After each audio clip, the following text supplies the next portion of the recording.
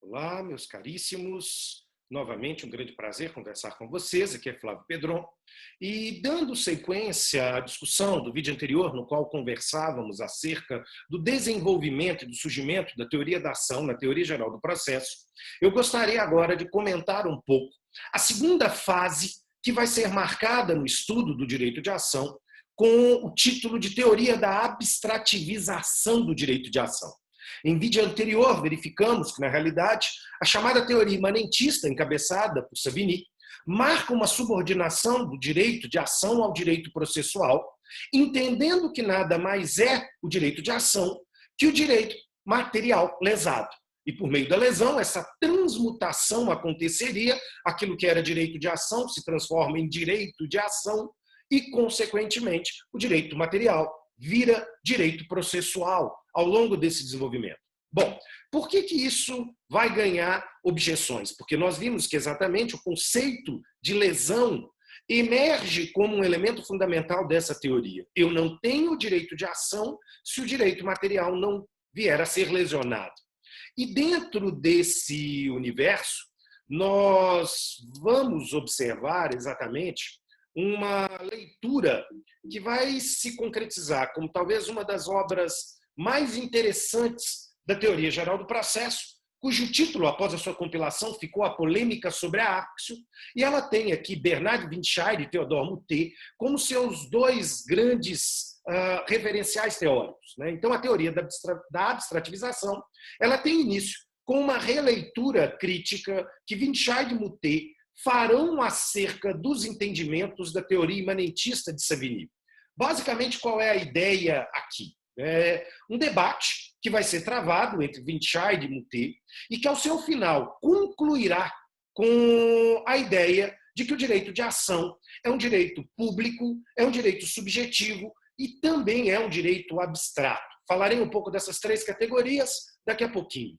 Mas, bom, o começo dessa história é exatamente com uma conferência no qual Windscheid apresenta aqui uma divergência àquilo que a teoria imanentista pregava. Ou seja, essa relação umbilical, como se direito material e direito de ação fossem os dois lados de uma mesma moeda, unicamente transformados e transtornados pelo elemento da lesão, ganha um contorno diferente quando Windscheid identifica e separa dois elementos dentro desse suposto direito de ação da teoria imanentista. Se a gente fosse utilizar aqui a expressão alemã, Windscheid dirá que eu tenho a Anspruch e a Klagerecht dentro daquilo que a teoria imanentista unificava. E talvez essa seja a grande crítica que Windscheid vai fornecer a essa base teórica.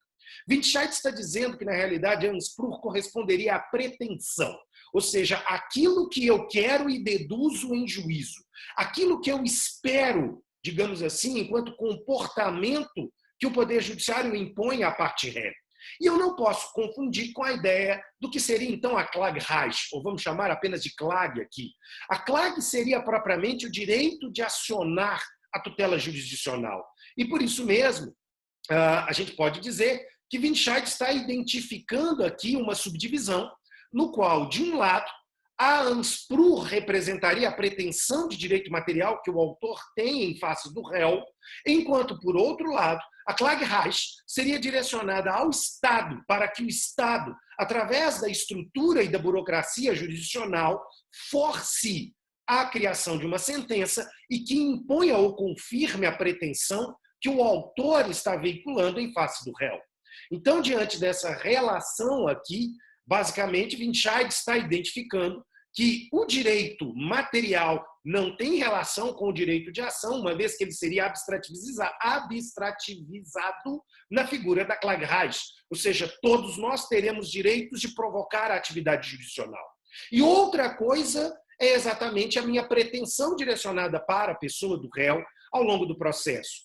Então, diante desse universo, esses autores eles vão provocar aqui uma leitura que dirão para nós que o direito de ação, propriamente dito, à luz aqui dessa teoria da Klagerecht, ele é um direito subjetivo, porque ele é meu, na condição de autor, de modo que eu não sou obrigado a processar ninguém, cabe a mim a decisão de processar ou não processar.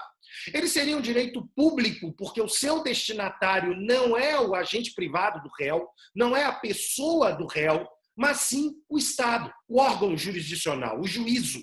É ele quem é o cobrigado para provocar, digamos assim, o desenvolvimento do meu processo. Eu, autor, deflagro o processo a partir do uso da minha flagragem, e o judiciário agora desenvolveria esse procedimento até eventual sentença de mérito. Né? Então, aqui eu já começo a fazer uma bipartição entre aquilo que seria a minha pretensão e aquilo que seria efetivamente o meu direito processual de provocar a atividade jurisdicional. Né? Então, em razão dessa abstrativização, Winshai e Moutet consagram aqui uma teoria que defende a independência, e por isso a abstrativização, entre o direito material e o direito processual propriamente dito. Perfeito, meus caros? É interessante a gente observar que esse debate ele vai ser também desenvolvido mais à frente por dois autores, Degenklob e Ploss, que vão acrescentar a ideia de abstrativização aqui, a ideia de autonomia completa do direito material para o direito processual e vice-versa.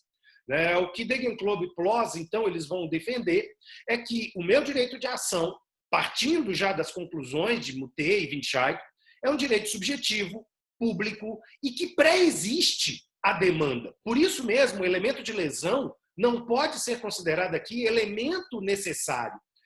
Esses dois autores, então, eles nos trazem uma total defesa da abstrativização do direito, marcando um grau ainda acerca da ideia de autonomia.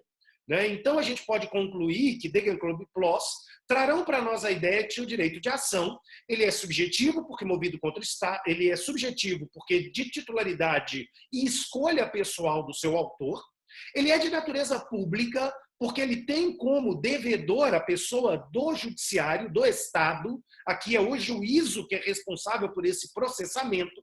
Ele é autônomo, porque ele não depende do direito material e muito menos ele depende da lesão.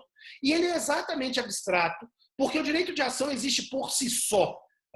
Seria basicamente como poderíamos estar entendendo, é claro que com a força da teoria constitucionalista do processo, depois aqui marcada muito por Andolini Vinheira, nós vamos verificar aqui que o direito de ação é um direito constitucional, presente por isso mesmo nas constituições ocidentais e que compõe uma unidade de um princípio maior denominado como devido processo.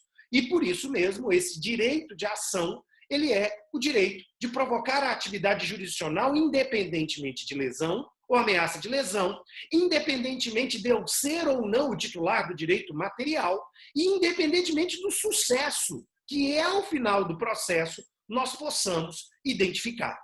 Então, aqui há um elemento extremamente importante para a modernização do direito de ação e até mesmo para a gente pensar que as consequências trazidas por esse debate da abstrativização serão vitais no desenvolvimento de uma teoria do processo político. Mas aí seriam cenas do próximo capítulo, e aí a gente volta a conversar em um momento posterior. Desejo a todo mundo que fique bem e um grande abraço.